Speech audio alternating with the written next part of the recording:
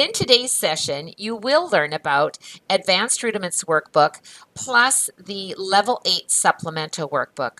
Now, these are meant to be completed together at the same time and prepare students for the RCM Theory Level 8 exam.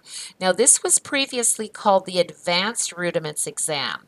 And when preparing students for Level 8, be sure to complete the previous UMT workbooks because they really set the foundation for Level 8. Well, it's time to start the car. UMT Level 8. I think music theory is as much fun as a road trip. Do you agree with me? Well, today you will learn the 3 simple steps to compose a contrasting period. We're going to map it out with these easy to navigate UMT composing roadmap. So fasten your seatbelt because at UMT we got you covered. Today's about Level 8 and what's new. Plus, you'll learn the 3 simple steps to compose a contrasting period before you start the car. We'll map it out with the easy-to-navigate UMT Harmonic Road Map, the Melodic Road Map, and the final composing checklist. That's really important. Plus, a UMTC success story from our special guest, Ultimate Music Theory Certified Teacher, Terry Myers. I can't wait for you to meet her. The Level 8 table of contents itemizes the new concepts. Now, remember that the Level 8 supplemental workbook is to be completed with the Advanced Rudiments workbook. And Level 8 includes a comparison chart and outlines all the new concepts that are introduced. Now, today, specifically, we are just talking about composing a contrasting period.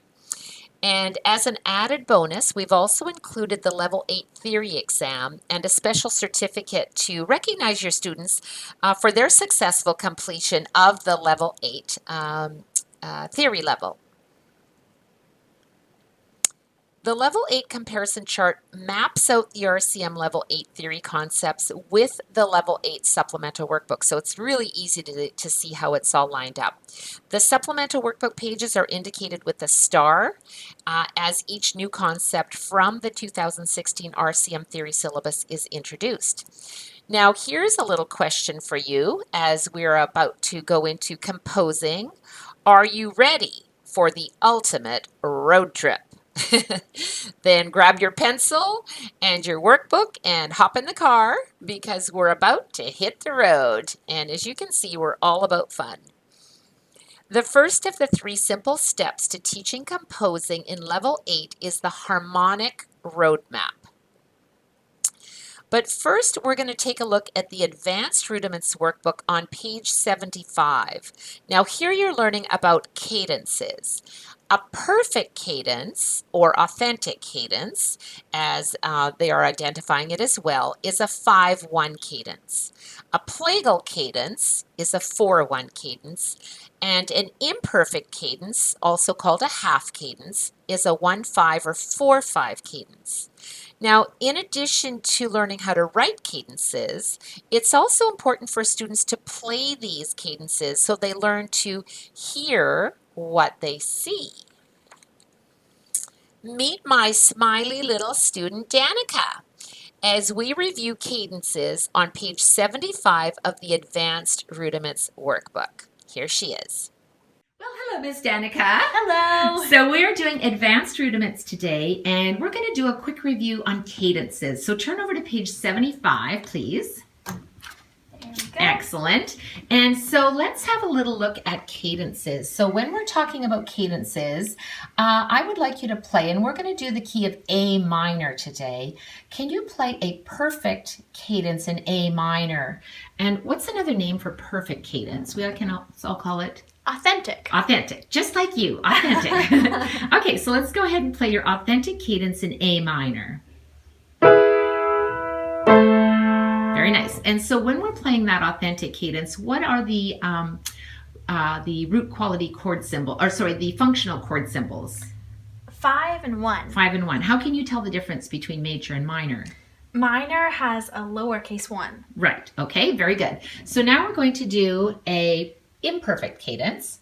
What is another name for imperfect cadence? Half cadence. Half cadence. Okay, we're still going to do the key of A minor. So now go ahead and play an A minor half cadence for me. Does that sound finished? No. No, it sounds like a question, doesn't it? Mm-hmm. Okay, kind of has that open sound. Now, when you're having a imperfect or half cadence, what are the functional chord symbols for that, Danica? 1 and 5 or 4 and 5. Okay, so either one, but it ends on 5, doesn't Mm-hmm. it? Now, we notice that there's an uppercase for 1 and 5 and 4, 5, and then there's a lowercase for the 1 and 4. Why is the 5 always an uppercase? Because dominants are always major. Always major. Okay, so we know it wraps up like that. Very good. Well, it looks like you're ready for the next journey. So what do you need to do so we can go on our harmonic little trip? Get the kids in the car. Let's go. In the Level 8 Supplemental Workbook on page 54, you are introduced to the Harmonic Road Map. It looks like Sola's peeking out of the Harmony Hotel there. When composing a contrasting period in a major or minor key with the first 2 measures given, begin with the Harmonic Road Map. The harmonic progression outlines the journey with a resting stop along the way. Now it looks like, of course there's Sola peeking out the little Harmony Hotel here, that the Harmonic Road Map outlines the harmonic progression of the first 4-measure phrase A with the given melody, ending the question phrase with the half cadence. You can see it there, that's the harmonic map. Now the harmonic map outlines the harmonic progression of the second 4-measure phrase B, ending the answer phrase with an authentic cadence. Now listen as Danica explores the harmonic road map with a little help from Sola and Tito. So Danica managed to get Sola and Tito out of the car, right, Danica? You betcha. Okay, good. Let's go ahead now. We're going to use level 8 and turn over to page 54, please. Excellent. So we've completed the advanced cadences, and now we're going to use the level 8 workbook on page 54. So now we're talking about the harmonic road map. Looks like, woo, he looks like he's off to the Harmony Hotel. Very cool. So harmony is when we're playing more than one note at the same time, correct? So I'm going to have you just play the single note of that harmonic road map right now. So observing the functional chord symbols at the bottom, what key are we in right now, Danica? A minor. A minor. So go ahead and play that chord progression, just the bass note.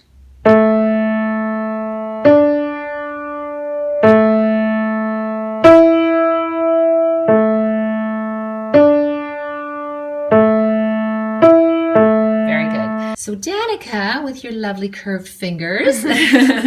Now I'm going to have you play this. So you're going to play the bass notes with your left hand, which is the functional chord symbol, and then the given melody. And we're just going to play that harmonic road map to see what does it sound like when we're outlining the melody. So we're not doing the melody yet. We're just going to do the harmonic road map. So go ahead and play that for us, Danica. Ready? 1, 2, 3. 1, 2, 3. 1, 2, 3. 1, 2, 3. 1, 2, 3. 1, 2, 3. 1, 2, 3. 2, 3. 1, 2, 3. Beautiful. Now, did that just rock your world, that melody? It's kind of lacking. Yeah, kind of lacking. So it's pretty boring just doing a harmonic road map. So now I think we're going to do the exercise on the whiteboard, and I think the kids are ready, right? They're ready. All right, here we go.